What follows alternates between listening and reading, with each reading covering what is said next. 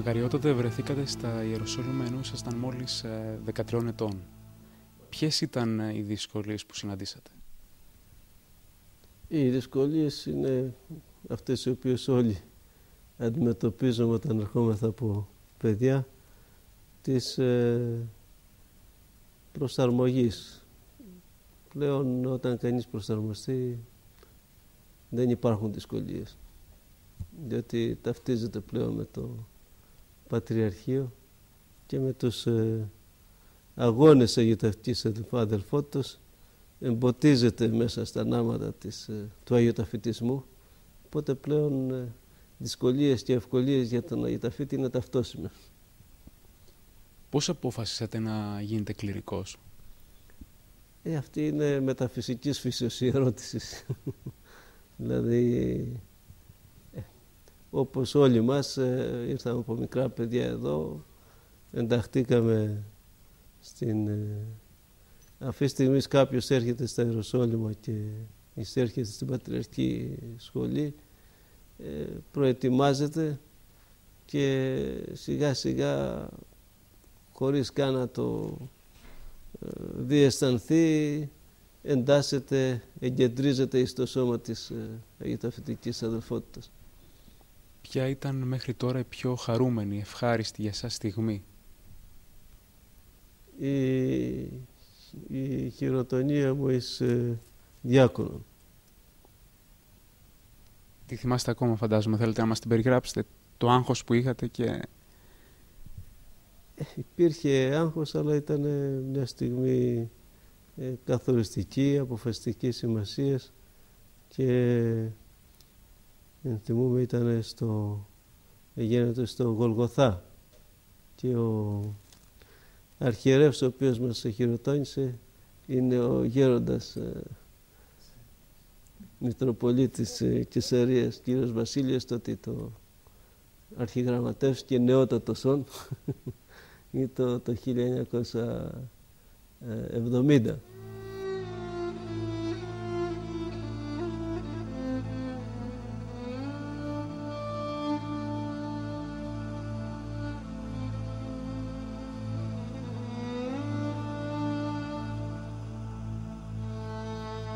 ποιο είναι το χάρισμα που θα πρέπει να διακρίνει ένα πατριάρχη και τι θα πρέπει να αποφεύγει?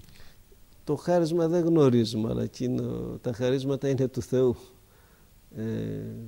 Εκείνο που πρέπει να διακρίνει όλους μας είναι η ταπείνωση και το εκκλησιαστικό φρόνημα. Ποια είναι η κατάσταση που επικρατεί στο Πατριαρχείο? Η κατάσταση αυτή τη στιγμή είναι η κατάσταση καθαρά εκκλησιαστική και τα πράγματα έχουν ηρεμήσει. Οπωσδήποτε τα εμπόδια και τα αγκάθια θα υπάρχουν και πρέπει να υπάρχουν, ούτως ώστε να φρονηματιζόμεθα και να μην επαναπαυόμεθα ότι ο διάβολος ουδέποτε κοιμάται. Ποια είναι τα σημαντικότερα προβλήματα που έχετε να αντιμετωπίσετε?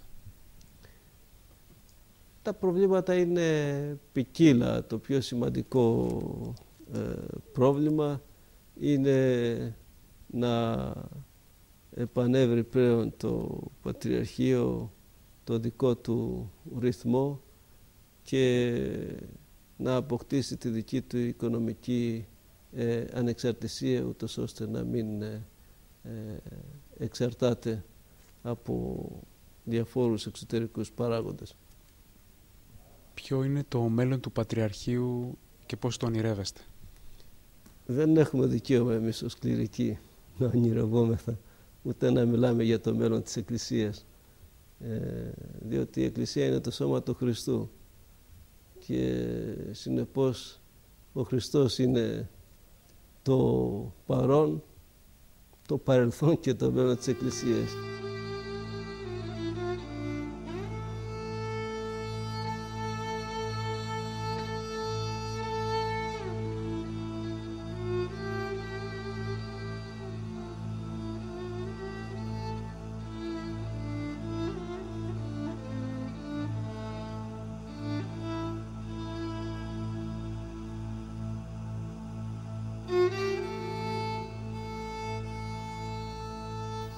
τότε τι είναι θαύμα? Τι είναι θαύμα? Είναι πολύ ενδιαφέρον το ερώτημά σας. Οι πατέρες της Εκκλησίας δίνουν μια σαφή και πλήρη απάντηση και εξήγηση στο ερώτημα τι σημαίνει θαύμα. Θαύμα σημαίνει το εξής. Πρέπει να αποκορυφωθεί, να εξογκωθεί η ανομία, και όταν πλέον η ανομία εξογκωθεί και γίνει ορατή πανταχώθεν, τότε πλέον επεμβαίνει η δικαιοσύνη του Θεού και φανερώνεται και γίνεται αντιληπτή σε όλο τον κόσμο. Αυτό είναι που λέμε θαύμα. Σας έχει συμβεί εσάς? Η ύπαρξή μας είναι ένα θαύμα, και η ύπαρξή μας εδώ σε αγιοτευτική αδελφότης επίσης είναι ένα καθημερινό θαύμα, διότι πώς υπάρχουμε εμείς εδώ ως πνευματική οντότης, ως τάγμα πνευματικό, εκκλησιαστικό, πώς διαμέσου των αιώνων ζει και υπάρχει η Εκκλησία και τα Πανάγια προσκυνήματα. Πώς εξηγείται αυτό το πράγμα?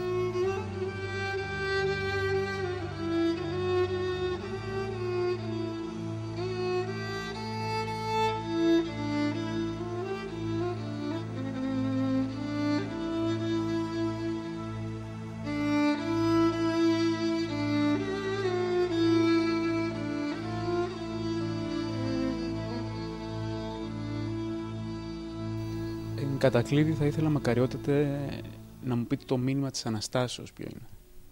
Το μήνυμα της Αναστάσεως είναι ότι άνευ Αναστάσεως η πίστη μας το κήρυγμα του Χριστού θα ήταν κενόν, άνευ σημασίας.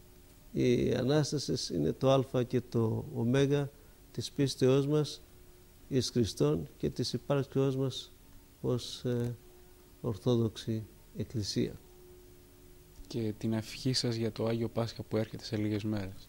Η ευχή μας, ευχόμεθα εις όλους τους χριστιανούς, ειδικότερα εις τους Ορθοδόξους αδελφούς μας χριστιανούς, η χάρις και η ευλογία του Παναγίου Τάφου, του τάφου του καινού με αλλά και του καινού με ΑΙ, που είναι η χάρις της Αναστάσεως, να ενισχύει πάντας, να τους δίδει δύναμη και πάνω απ' όλα να τους ενισχύει και να τους ενδυναμώνει με την ελπίδα και την προσδοκία της Αναστάσεως.